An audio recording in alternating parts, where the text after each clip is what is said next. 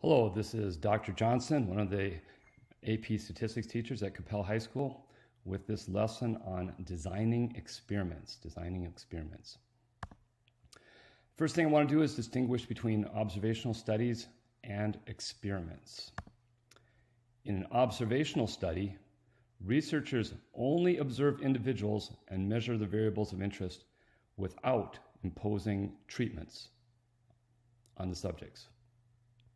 A sample survey is a type of observational study. Importantly, observational studies provide evidence of association, but cannot prove causation. That's an observational study. Experiments, on the other hand, assign different treatments to the subjects in order to observe the response. Treatments can be randomly assigned. A well-designed randomized experiment can provide evidence of causation if the difference between the groups is more than can be explained by random chance alone. So observational studies do not provide evidence of causation, but experiments can. So let's look at this example right here. We've got data. One summer they take some measurements and they say, well, look, the blue line, that's ice cream sales, and the orange line, that's drownings, are moving together. As ice cream sales increase, so do drownings. Well, what's really happening here? Are ice cream sales causing drownings? Are people drowning in a pool of ice cream somehow? No, there's a missing variable, a confounding variable here, that is temperature. As the temperature increases, people tend to buy more ice cream, and if they're along the ocean, they could go for a swim. So the confounding variable is higher temperatures. As temperatures increase, ice cream sales increase and drownings increase. So just because two variables are associated does not mean that one causes the other. There may be confounding variables. Now look at this example. Do cigarettes cause cancer? Well, the black line shows per capita cigarette consumption. It increased dramatically from the 1930s into the 1960s and then started to decline. And what do you know? A couple of years later, male lung cancer rates start to increase and female lung cancer rates start to increase.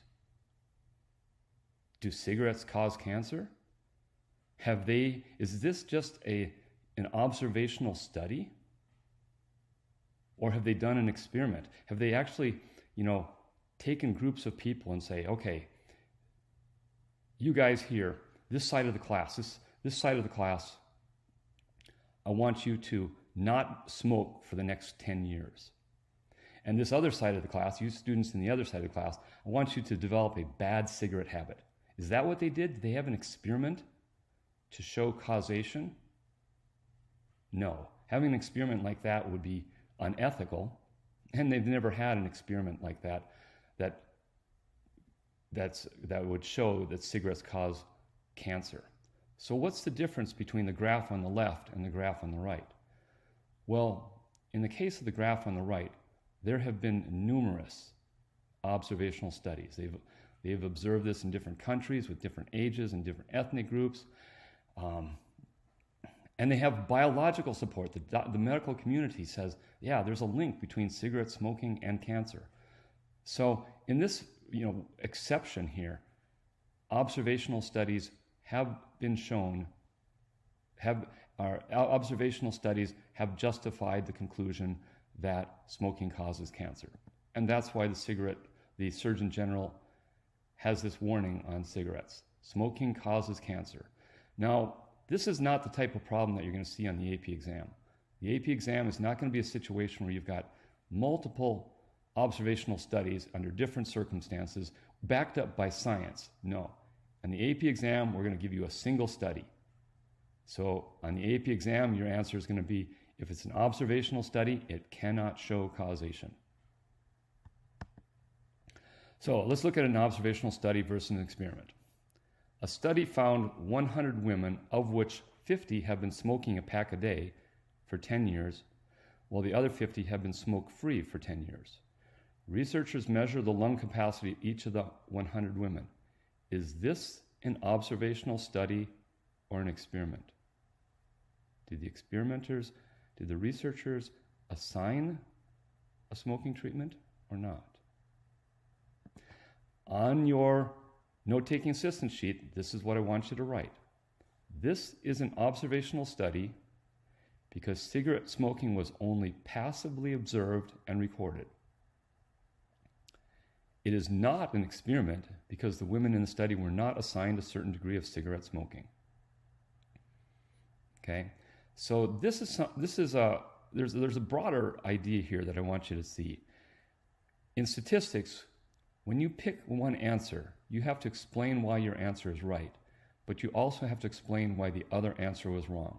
So this is an observational study. Why? Because smoking was passively observed. And why was it not an experiment? It's not an experiment because women in the study are not assigned to a certain degree of cigarette smoking. So write this down in your note-taking assistance sheet and pause this slide so that you can get it done. I'm going to move on to the next slide. So if you're on this slide, then I can assume that you've taken the notes on the other slide. In this slide, a study found 100 women who do not smoke. 50 were randomly assigned to a smoking treatment, and the other 50 to a no smoking treatment. After 10 years, researchers measured the lung capacity for each of the 100 women. Is this an observational study or an experiment? On your note-taking assistance sheet, this is what I want you to write. This is an experiment because the two treatments, and I list both treatments, it's important to list both treatments, smoking and non-smoking, were imposed. That's what makes it an experiment. So that's the reason why it's an experiment, but I also have to explain why it's not an observational study. It is not an observational study because researchers did more than just observe. They randomly assigned treatments to the subjects. Take a moment now to write this into your note-taking assistance sheet. Pause the video if necessary. Okay. Experiment. The experimental units are the smallest collection of individuals or objects to which treatments are applied. That's the definition of an experimental unit. When the units are human beings, they are sometimes called participants or subjects.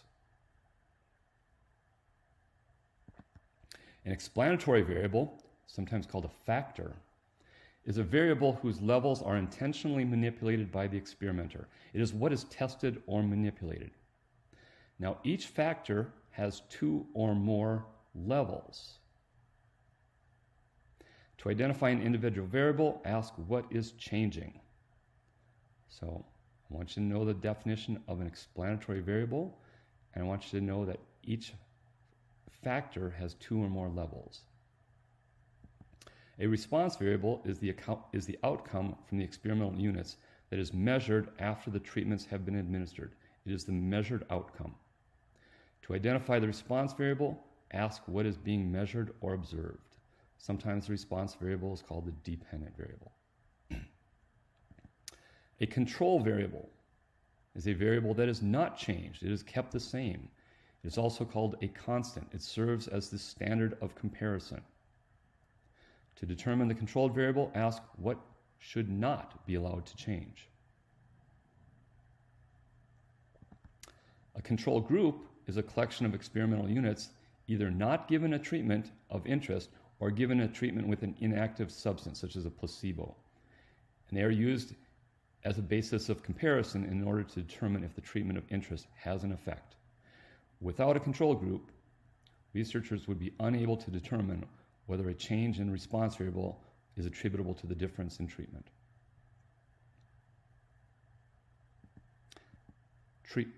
Treatment. A factor of an experiment is a controlled independent variable. A factor is a general type of category of treatments. The levels are the different values of the factors, and a specific condition applied to an individual in an experiment is called a treatment. So we have factors, levels, and treatments. Here's my example. 6 different groups of runners are subject to 3 different training methods. I call them A, B, and C. And 2 different kinds of running shoes, 1 and 2. So if I have 6 groups, I'm going to subject them to 3 different training methods and to 2 different kinds of running shoes. The 2 factors, or the 2 independent variables, are the training method and the type of running shoe. Those are the factors, or independent variables. The treatments,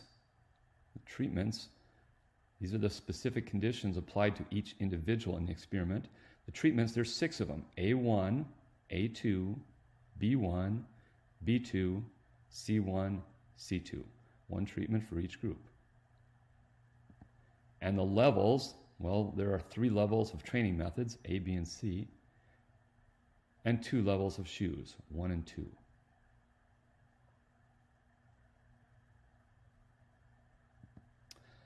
Give you another example. Students of different ages were given the same jigsaw puzzle to put together. They were timed to see how long it took to finish the puzzle. The explanatory variable, age of the students. The response variable, the time it took to finish the puzzle. And the control variable, well, we don't want to change the puzzle, we want to keep the puzzle the same. Here's another example.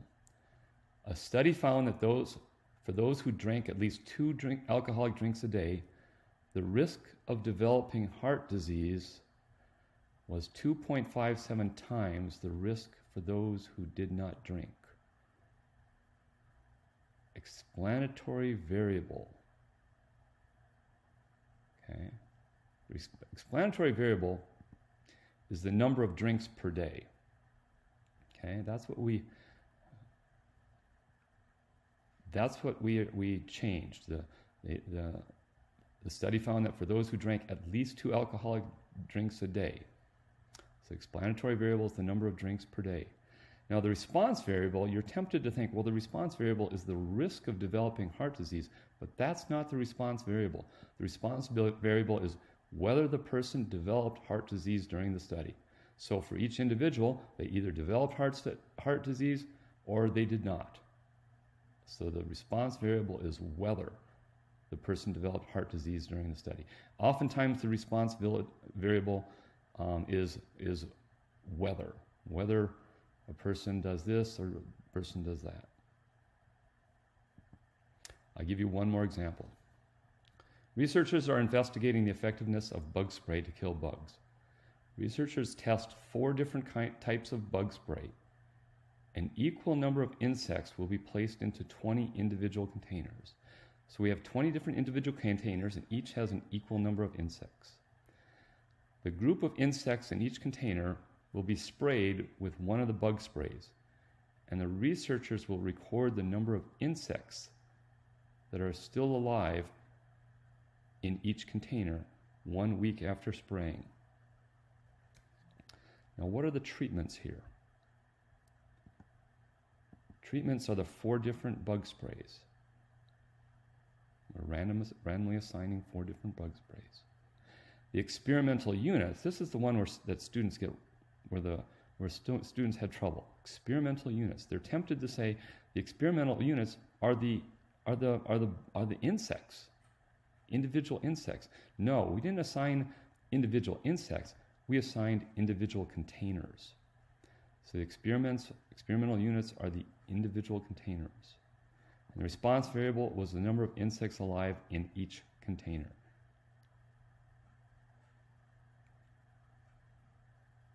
Okay. One type of experiment is called the completely randomized design. In this design, treatments are assigned to experimental units completely at random.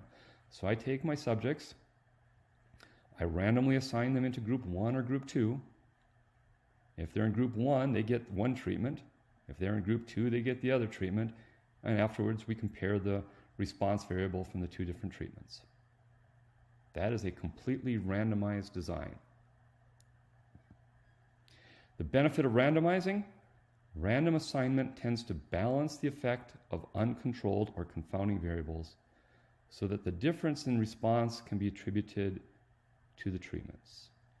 So randomizing evens out the effect of these confounding variables. It doesn't eliminate the effect of confounding variables, but it reduces the effect of confounding variables. Now, we may ask you, or the AP exam may ask you, to describe a randomization process. I'm giving you 2. And these are going to be very parallel to the randomization processes in surveys. Here's the first. Number the participants from 001 to 300. Use a random number generator to select 150 unique numbers. The corresponding participants will be in group 1. The remaining participants will be in group 2. I want you to put that into your notes, practice writing that, because that's a very common question on the AP exam, very common. So we also can ask that question as well. You have to number the participants or label the participants, use some kind of random number, some randomizing device, and then you have to describe that randomizing process very specifically, and then you select the group that's the randomization process has generated. The other approach is the HAP method. So this one, if you're asked to describe the HAP method, it looks like this. Place all 300 participants' names on identical pieces of paper. Put all those identical pieces of paper in a hat. Shake the hat to mix or shuffle the names. Select a name, continue drawing names until 150 names are selected for group 1. The remaining names will be selected for group 2. Now, I like this HAP method. It's easy to understand, and as long as you remember that the pieces of paper have to be identical and that you have to shake the hat, this one is pretty easy to write. And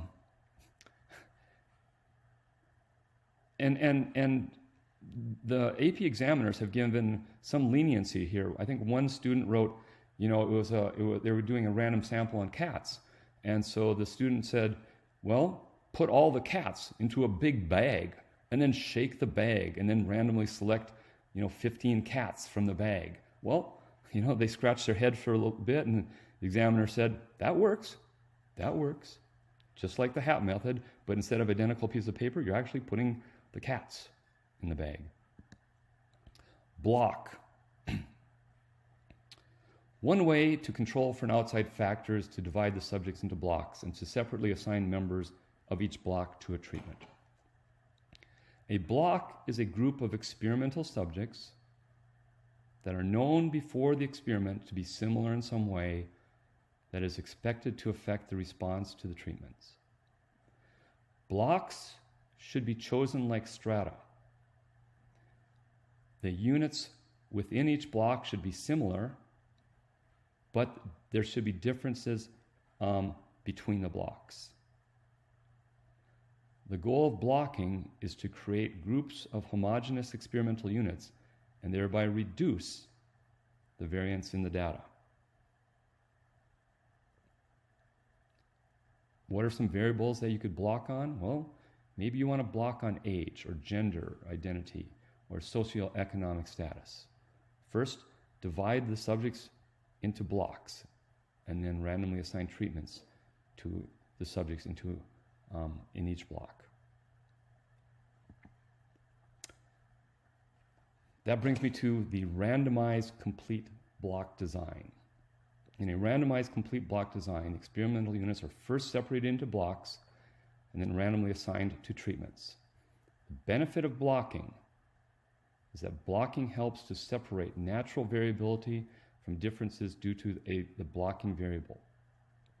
It is intended to reduce the amount of variation to improve the precision of our conclusions and make the conclusions more specific. Here's a randomized block design to compare the effectiveness of 3 TV advertisements. Female and male subjects form 2 blocks. So I divided the subjects into by gender. Then I take the female block, I randomly assign them into 3 different groups. Each group watches a different advertisement. Then we compare the results among the women's blocks, and then we do the same for the men, and then eventually we compare the results of the men and the women.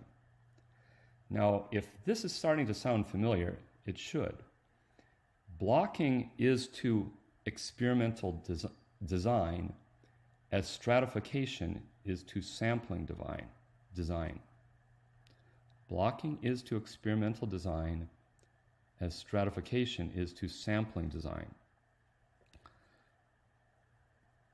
Now, blocking, don't confuse blocking with treatment groups. Blocking, that's formed by grouping. We divide the subjects into male and female. The treatment groups, they are formed by randomization. That's group 1, group 2, group 3 within each block. Again, the blocks, because blocking is to experimental design, as stratification is to sampling design, that means we want blocks that are similar within and different between. Now, you need to be very careful to use vocabulary properly. If you're talking about an experiment, then it is okay, then you should use the word blocking. If you're talking about sampling, then you need to use the word stratifying. Nothing tells the examiner that you don't know what you're talking about than using the wrong terms. That's a dead giveaway. So be very careful which terms you use. Blocking is for experimental design, as stratification is for sampling. Matched pair design is a special case of blocking. In a matched pairs design compares just 2 treatments and subjects, and the subjects are grouped into pairs based on some blocking variable. Now, in this case, each pair is considered a block, and it works best if there is a lot of variability among all the subjects. So, how does this work? I want to give you an example of a matched pair design. Suppose I want to test the effectiveness of 2 mosquito repellents. Now, mosquitoes might be more attracted to one person than another, and maybe they're more attractive to color of clothing, one color of clothing than another color of clothing. So there's a lot of variability among subjects.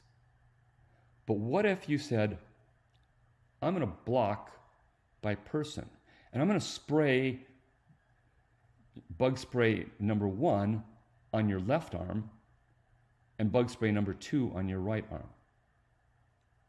Then I come to the next person and I say, I'm going to switch the order.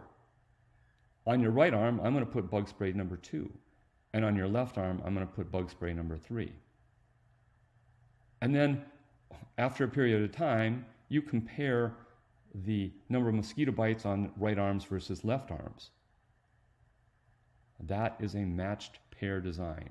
You might want to do this, for example, if you're trying to test protective sealant on boots.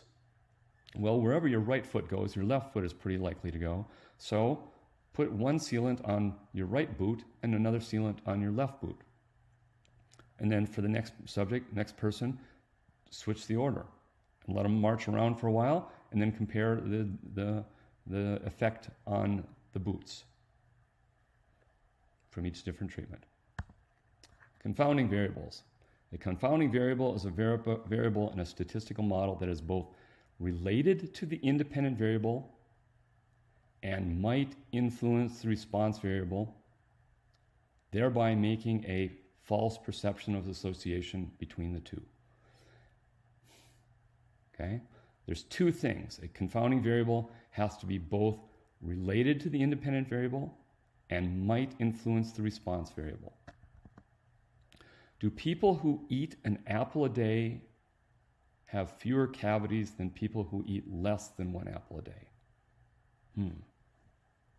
So my explanatory variable is whether they eat an apple a day. My response variable is the number of cavities. But we might be missing a variable here, a confounding variable. So confounding occurs if people who eat an apple a day differ from those who eat less than one apple a week in some variable that is related to the dental health. Let me explain. It is possible that people who eat an apple a day are more nutrition conscious, and this might explain the observed difference in cavities. So I have to say there's a link between eating an apple a day and being nutrition conscious, and then I have to say that nutrition conscious might be linked to cavities.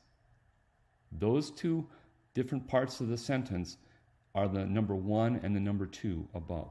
And I have to make both arguments to successfully argue that nutrition conscious is a confounding variable.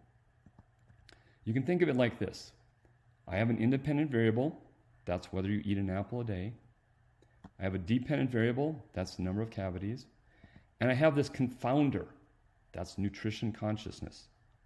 I have to argue that the confounder is related to the independent variable, and it's possible that people who eat an apple a day are more nutrition conscious, and the confounder might be related to the dependent variable. That's the second sentence, and this might explain the observed difference in cavities.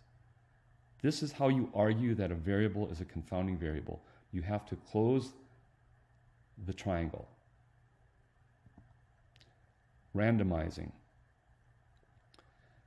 Randomizing subjects into groups tends to reduce bias due to confounding variables by making the group similar in all respects before the experiment so that we can assume that the differences seen may be largely due to treatment, i.e., randomization evens out the possible effects of confounding variables. It is important that all subjects in both groups are blind. That is, they don't know which groups they are in. A placebo is a dummy treatment with no active ingredients. Many patients respond favorably to any treatment, even a placebo, because they believe it will work. The response to a dummy treatment is called the placebo effect.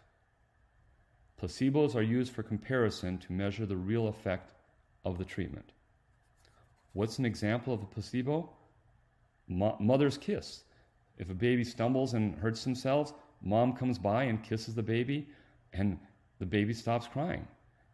Do we think that mother's kiss has any medicinal value? No, but the baby thinks it does, and so therefore it works. Now, the use of placebos is to reduce, we use placebos in studies to reduce the effect, the placebo effect. Clinical trials. Clinical trials often compare a new treatment for a medical condition, not with a placebo, but with a treatment that is already on the market. Patients who are randomly assigned to the existing treatment group form the control group. Double-blind experiment. In a double-blind experiment, neither the subjects nor the member of the research team who interacts with them knows which treatment each subject is receiving. This helps ensure equal treatment for all subjects, except for the actual treatment that the experiment is comparing. When one party knows and the other doesn't, the experiment is called single-blind. Clinical trials, the gold standard is a randomized, double-blind, placebo-controlled trial. That's the gold standard for evaluating new medical therapies. Suppose treatment A can be administered only as a pill, and treatment B can be administered only as an injection. Can a randomized experiment be performed as a double-blind experiment? Why or why not? One treatment is administered by a pill, and the other treatment is administered by an injection. Well, yeah, we can perform this as a double-blind. The patients who get treatment A also get a placebo injection. The patient who gets treatment B also gets a placebo pill. The physician does not have to know which treatment the patient is receiving if the treatment plus the placebo is sent to him or her by a researcher not in contact with the patients. So even in this situation, we can perform a double-blind experiment. That's it for this slide set. Thank you very much.